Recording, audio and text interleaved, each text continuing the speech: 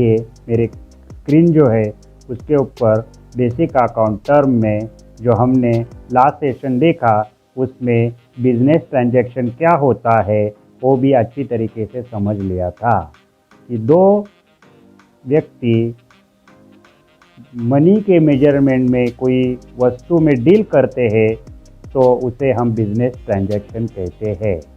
उसके बाद business transaction में गुड्स क्या होता है, तो जिस वस्तु का ट्रेडर डील करता है उसे गुड्स कहते हैं। ये भी हमने अच्छी तरीके से समझ लिया था। उसके बाद गुड्स में परचेस अकाउंट और सेल्स अकाउंट हम अकाउंट में रिकॉर्ड करते हैं। उसमें भी हम कैश बेसिस और क्रेडिट बेसिस पे एंट्री रिकॉर्ड करते हैं। वो भी कैसे करते हैं उसका भी हमने अच्छी तरीके से पिछले सेशन में उदाहरण सही समझ लिया था। उसके बाद बिजनेस में स्टॉक जो रहता है उसे हम इन्वेंटरी कहते हैं। उसमें भी ओपनिंग स्टॉक और क्लोजिंग स्टॉक हम बुक्स ऑफ अकाउंट में रिकॉर्ड करते हैं, वो भी हमने समझ लिया था। वो स्टॉक में 3 प्रकार के स्टॉक हमें रिकॉर्ड करने पड़ते हैं।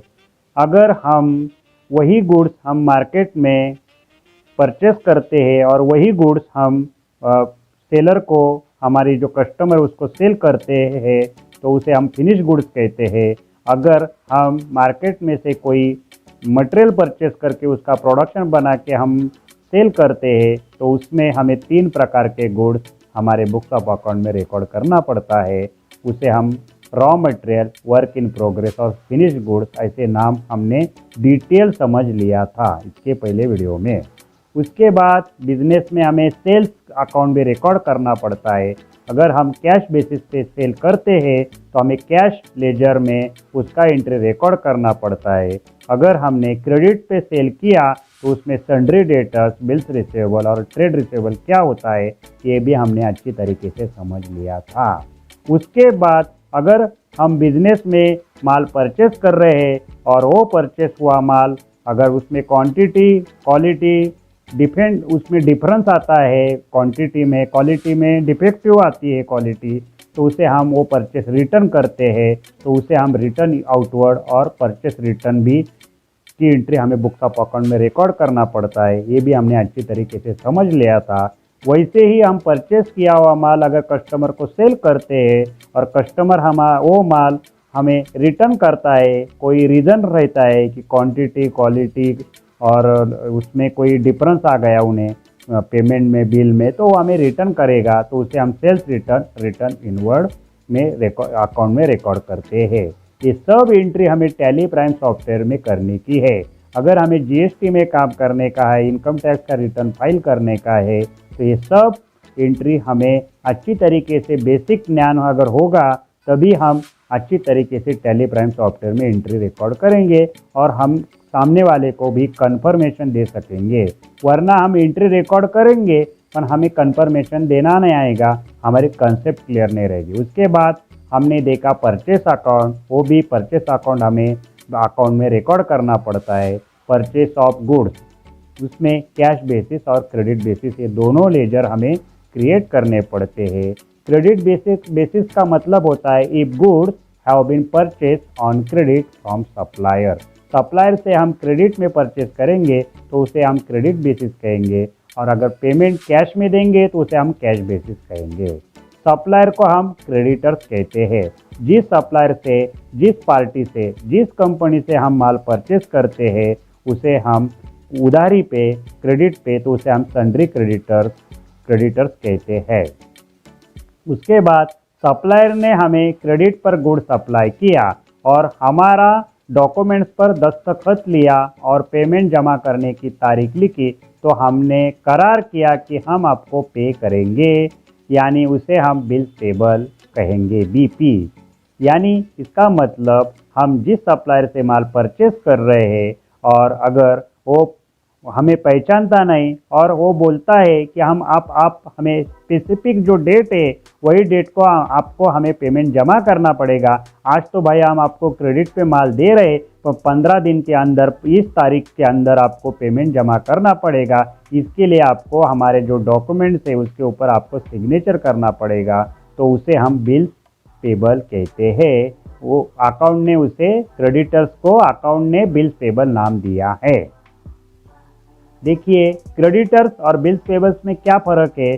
तो creditors is a person supplier from whom an enterprises firm purchase goods और सर्विस ऑन क्रेडिट। जो क्रेडिट पे सर्विस हमें दे रहा है, हमें गुड्स सप्लाई कर रहा है और कोई डॉक्यूमेंट्स के ऊपर सिग्नेचर नहीं ले रहा है, तो हम उसे क्रेडिटर्स कहेंगे। और बिल्स पेबल किसे कहेंगे। Bills payable means a bill of exchange accepted by firm to pay fix amount on a specified date. जो हम अगर क्रेडिट पे माल परचेस कर रहे हैं और विशिष्ट तारीख को हम आपको पेमेंट करेंगे, इसके लिए हम डॉक्यूमेंट्स के ऊपर सामने वाले पार्टी को, सप्लायर को, कंपनी को सिग्नेचर करके दे रहे, तो हम उसे बिल्स पेबल कहेंगे। और उसके बाद एक शब्द आता है ट्रेड पेबल। अगर हमें कोई पूछेगा कि आपके बिजनेस के total trade payable, total means trade payable कितने हैं, तो हमें बताना पड़ेगा कि सन्ड्री क्रेडिटर्स और bills payables is equal to trade payable इतने हैं। हमारे सन्ड्री क्रेडिटर 100 रुपये और बिल्स पेबल जिसके ऊपर हमने सिग्नेचर किया हुआ जो हमारा डॉक्यूमेंट्स है, ऐसे टोटल हमारे 150 ट्रेड पेबल है, ऐसे हम बता सकते हैं। एग्जाम्पल समझने के लिए बताया। उसके बाद देखिए बिजनेस में एक्सपेंडिचर अकाउंट भी हमें रिकॉर्ड करना पड़ता है। एक्सपेंडिचर यानी हमारा बिजनेस से पैसा बाहर जाना। उसमें एक्सपेंडिचर में भी 2 प्रकार के एक्सपेंडिचर आते हैं। हमें मालूम है कौन सा एक्सपेंडिचर। पहला एक्सपेंडिचर रहता है रेवेन्यू एक्सपेंडिचर और दूसरा एक्सपेंडिचर रहता है कैपिटल एक्सपेंडिचर। इसका भी हमने डिटेल समझ लिया था, आज भी मैं बता रहा हूँ फिर एक बार। किसी भी एक्सपेंडिचर का बेनिफिट हम करंट ईयर में लेते हैं तो उसे हम रेवेन्यू एक्सपेंडिचर कहते हैं।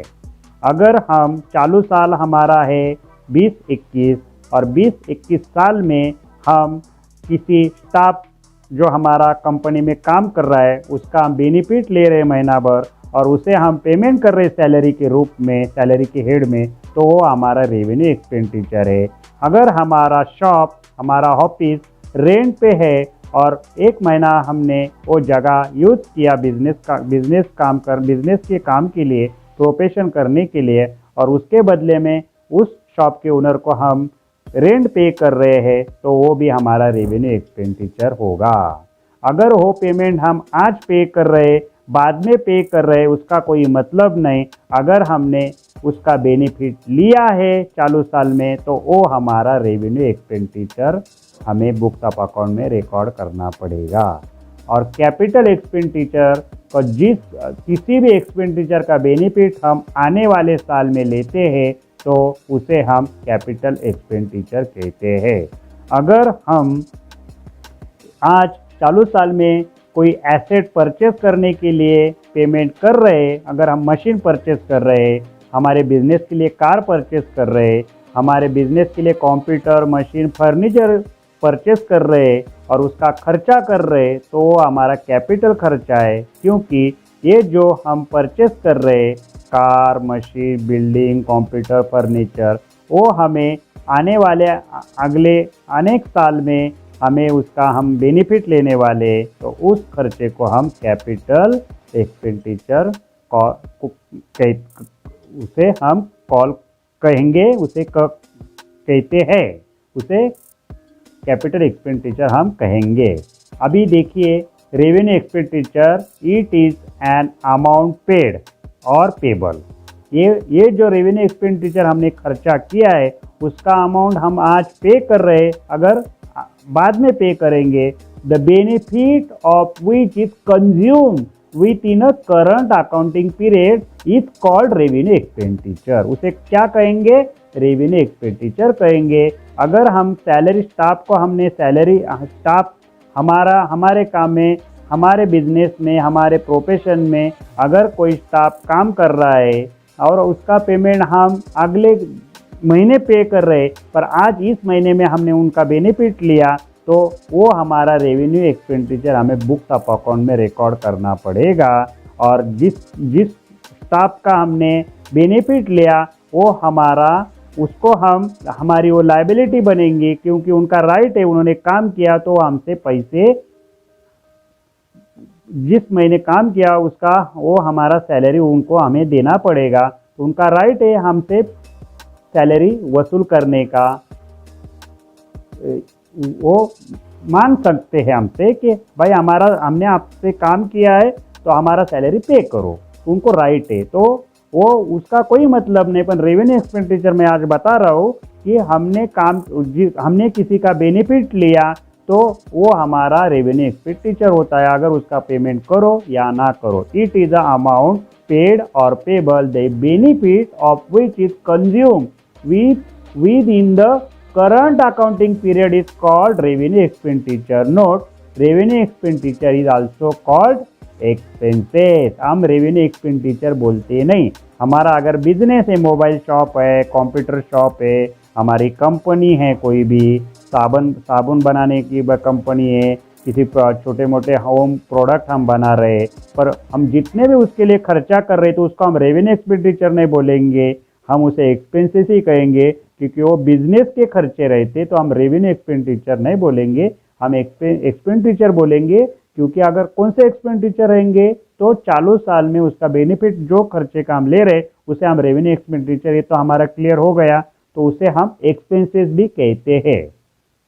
देखिए एग्जाम्पल के लिए, रेंट हमने पेड किया, पेबल किया, सैलरी हमने पेड की, पेबल है हमारी, इंटरेस्ट पेड किया, पेबल है, वेजेस है, इलेक्ट्रिसिटी का बिल है, टेलीफोन बिल है, प्रिंटिंग चार्जेस है, ये सब हमने पेड किया और पेबल भी है हमारा बाद में देने वाले। तो उसे हम क्या कहेंगे, रेवेन्यू एक्सपेंडिचर रिकॉर्ड करेंगे, कहेंगे। और उसके बाद आता है एक शब्द बिजनेस में, कैपिटल एक्सपेंडिचर। ये भी हम अच्छी तरीके से समझ लेते हैं। चलो, it is an expenditure incurred the benefit of which will be consume in future. It is also called asset. उसे एसेट भी कहेंगे। कैपिटल एक्सपेंडिचर का मतलब रहता है कि कोई भी खर्चा जो हम करेंगे और उसका बेनिफिट हम आने वाले साल में लेंगे तो उसे हम कैपिटल एक्सपेंडिचर कहेंगे। उसे हम एसेट भी कहते हैं। जिस खर्चा जिस वस्तु के लिए हम खर्चा कर रहे हैं वो हमारी एसेट रहती है। Such expenditure are incurred to acquire asset और to increase the efficiency of the asset.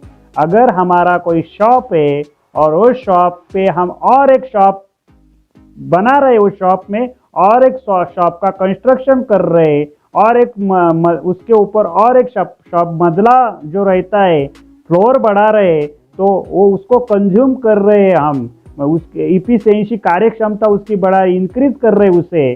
तो हम उसे वो जो खर्चा उसके लिए करेंगे हम कंस्ट्रक्शन करने के लिए, जो फ्लोर बनाने के लिए, तो उसे हम कैपिटल एक्सपेंडिचर कहेंगे। क्योंकि वो फ्लोर का यूज हम आने वाले अगले साल में अनेक साल लेंगे, इसलिए हम उसे कैपिटल एक्सपेंडिचर कहेंगे। अभी आपको आइडिया आ गई होगी कि रेवेन्यू एक्सपेंडिचर किसे कहते हैं और कैपिटल एक्सपेंडिचर किसे कहते हैं। बिजनेस में एक्सपेंसेस जो होते हैं उसमें दो प्रकार के एक्सपेंसेस होते हैं।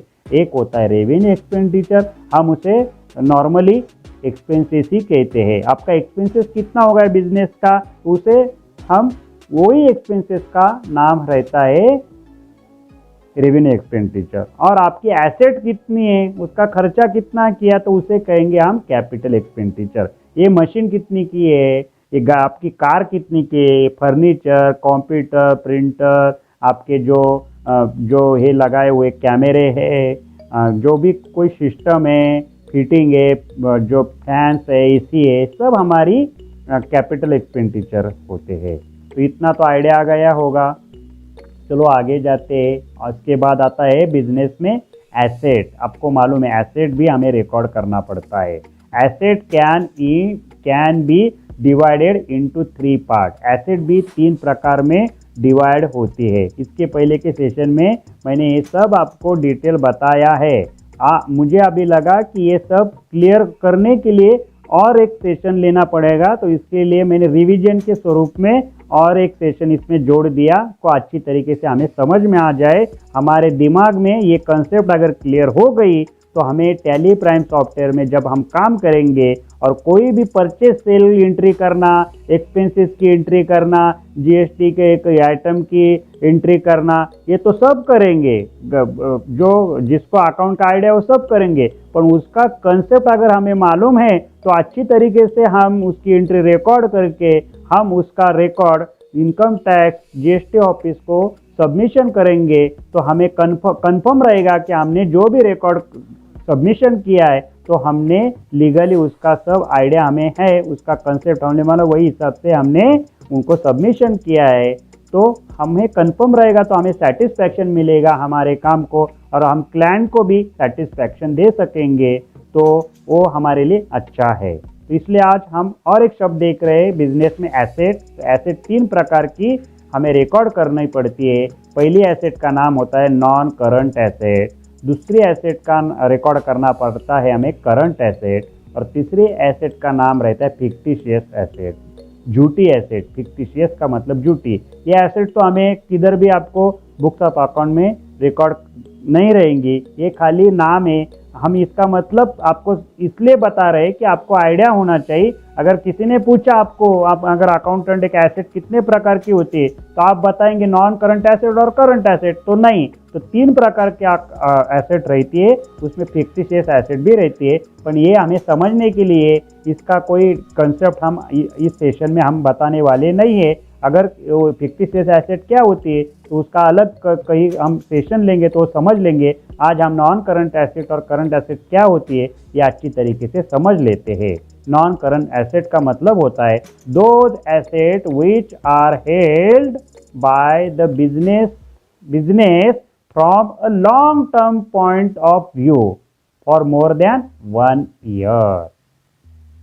जो एसेट हमें 1 साल के ज़्यादा मोर देन 1 ईयर में, those asset which are held हमारे बिजनेस में हम यूज कर रहे हैं, हमारे कब्जे में वो एसेट है, हमारे बिजनेस में 1 साल से ज़्यादा वो एसेट हमारे बिजनेस में है, उसका यूज कर रहे हैं फॉर लॉन्ग टर्म, अनेक साल। लॉन्ग टर्म का मतलब होता है अनेक साल में उसका हम यूज कर रहे हैं, वो हमारे एसेट हमारे बिजनेस में हैं और उसका यूज कर रहे हैं, वो हमें दिख रही है, उसका हम यूज कर रहे हैं। यूज मतलब यूज होना जरूरी है।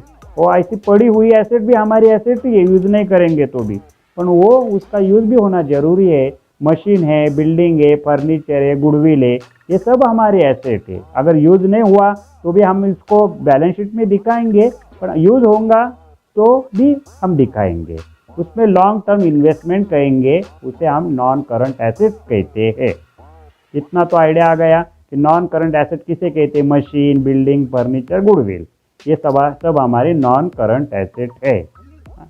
गुडविल भी आता है, गुडविल क्या होता है वो भी हम अच्छी तरीके से समझ लेंगे। इसके पहले मैंने समझाया, अभी आगे जाके भी समझने वाले हैं।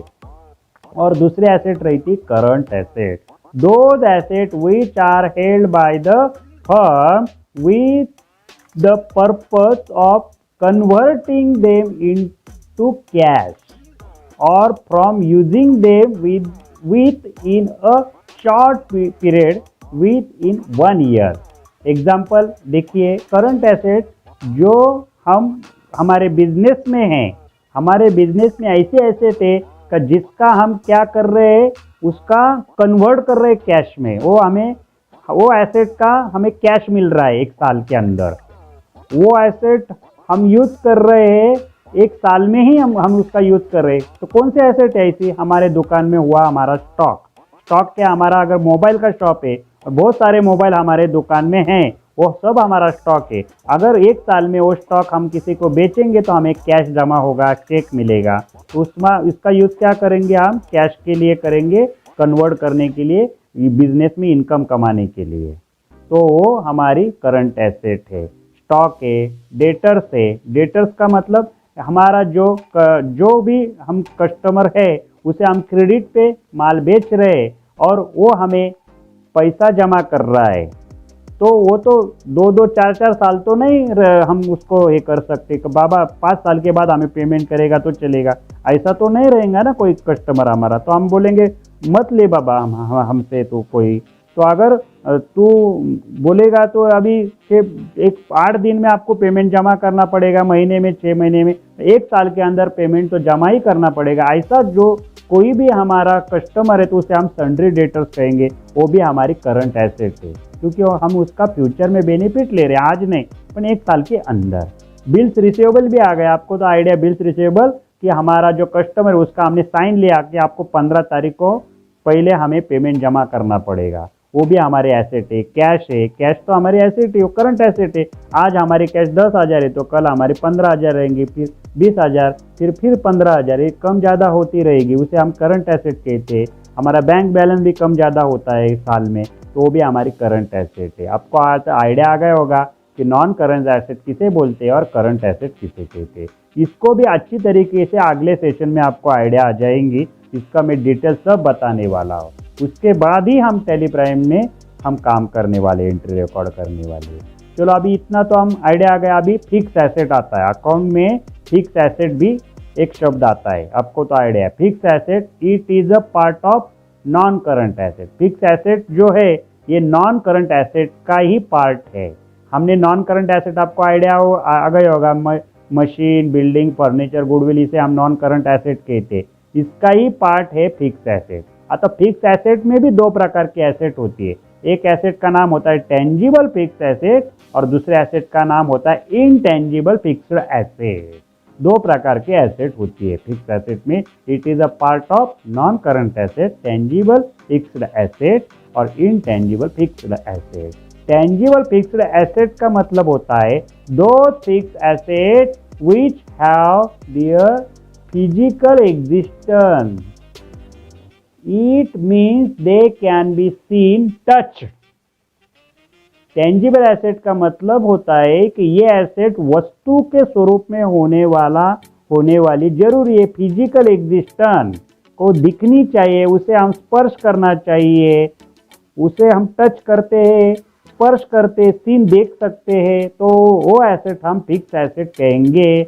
उदाहरण देने के लिए हमारी मशीन है, हमारी बिल्डिंग है बिजनेस की, हमारा फर्नीचर है, हमें दिखता है, हम उसके ऊपर बैठ के काम करते हैं, हमारी बिल्डिंग हम यूज़ करते हैं, हमारा मशीन का हम यूज़ करते हैं, हमारा कंप्यूटर मशीन है, और बताया था मैंने फैन है, हमारे जो कैमरे है, ये सब हमारी फिक्स एसेट है। एसी मशीन है, ये सब हमारी टेंजिबल फिक्स एसेट है, उसे हम देख सकते हैं, उसका हम स्पर्श कर सकते हैं, उसे हम टेंजिबल एसेट कहते हैं। ये तो आपको आइडिया आ गया होगा। फिक्स एसेट एक नॉन करंट एसेट का ही पार्ट है और फिक्स एसेट में 2 प्रकार की एसेट आती है, एक टेंजिबल फिक्स एसेट और एक intangible fix asset. Tangible asset को हम स्पर्श कर सकते हैं, उसे देख सकते हैं, उसे हम टेंजिबल एसेट कहते हैं। और इनटेंजिबल फिक्स एसेट, दो fix asset which do not have their physical existence, they cannot be touched और सीन। ये जो एसेट है ये वस्तु स्वरूप में नहीं रहती, उसे हम टच नहीं कर सकते, उसे हम देख नहीं सकते। जो हमारे बिजनेस में हम रिकॉर्ड करते हैं पर वो हमें दिखती नहीं, उसे हम स्पर्श भी नहीं कर सकते, उसे हम इनटेंजिबल फिक्स एसेट कॉल कहते हैं। कॉल कहते हैं मतलब कहते हैं। इसके एग्जाम्पल देने के लिए गुडविल, जो हमारा गुडविल है वो हमें दिखता नहीं, उसे हम स्पर्श नहीं कर सकते, पर हम बुक्स ऑफ अकाउंट में फिक्स एसेट के अंदर इनटेंजिबल फिक्स एसेट है, वो हम रिकॉर्ड करते। गुडविल है, ट्रेडमार्क है, पेटेंट है, कंप्यूटर सॉफ्टवेयर है, ये भी हमें दिखता नहीं, पर ये हमारे फिक्स इनटेंजिबल फिक्स एसेट है। ब्रांड है हमारा, तो ये सब हमारी इनटेंजिबल फिक्स एसेट है। अभी आपको आइडिया आ गया होगा टेंजिबल और इनटेंजिबल में क्या डिफरेंस है। टेंजिबल एसेट हमें दिखती है, उसे हम स्पर्श कर सकते हैं, उसे हम टेंजिबल एसेट कहेंगे। और उसमें कौन से एसेट आएंगे, हमारी मशीन है, बिल्डिंग है, फर्नीचर है, जो भी एसेट हमें बिजनेस में दिखती है वो सब टेंजिबल एसेट है। और इनटेंजिबल एसेट जो रहती है उसे हम देख नहीं सकते, पर हम उसे बुक्स ऑफ अकाउंट में रिकॉर्ड करते हैं, वो होता है goodwill, trademark, patent, computer software, brand वगैरह, सब हमारी इनटेंजिबल फिक्स एसेट है।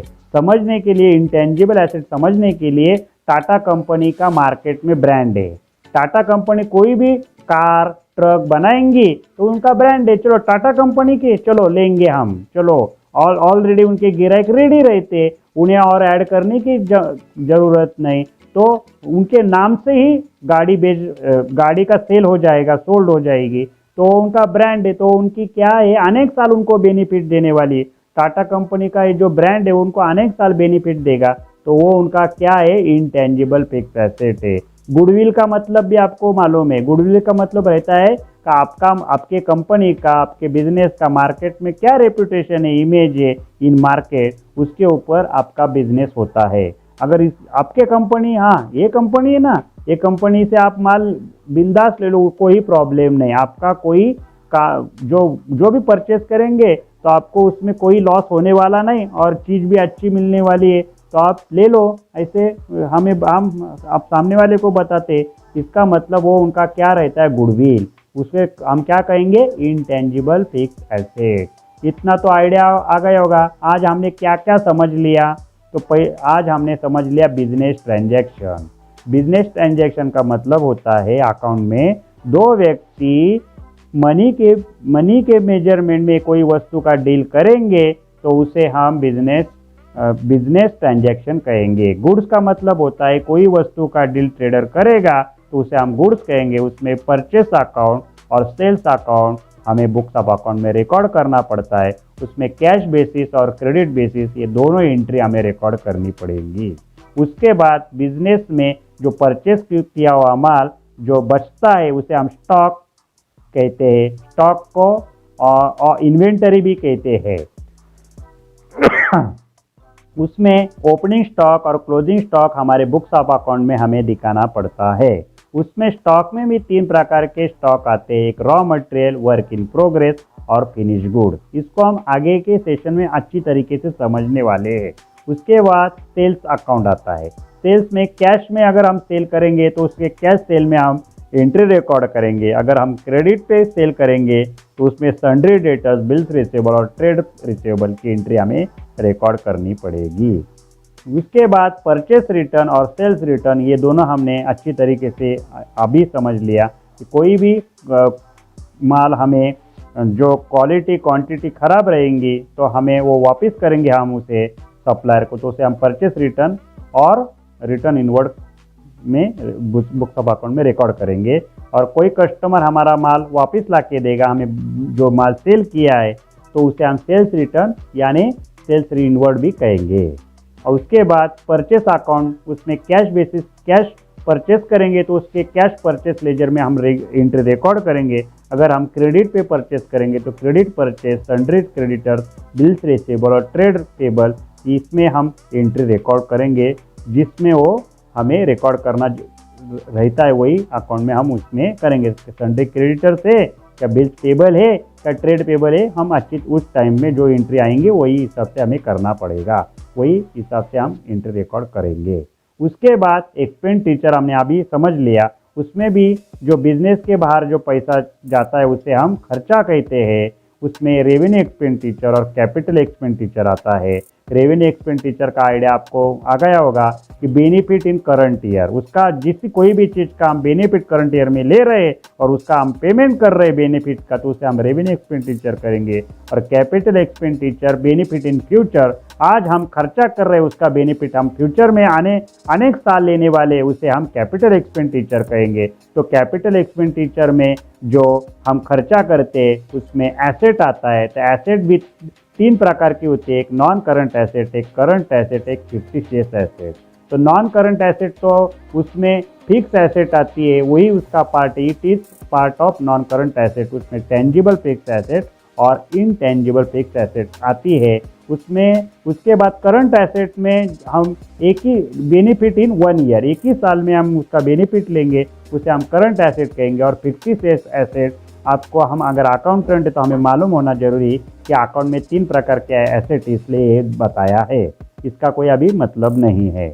अभी नॉन करंट एसेट में टेंजिबल एसेट हम जिसको स्पर्श कर सकते हैं, देख सकते हैं, उसे हम टेंजिबल एसेट कहते हैं। और जिसको हम स्पर्श नहीं कर सकते, जिसको हम देख नहीं सकते पर हमें बुक्स ऑफ अकाउंट में रिकॉर्ड करना पड़ता है, उसे हम इनटेंजिबल फिक्स्ड एसेट कहते हैं।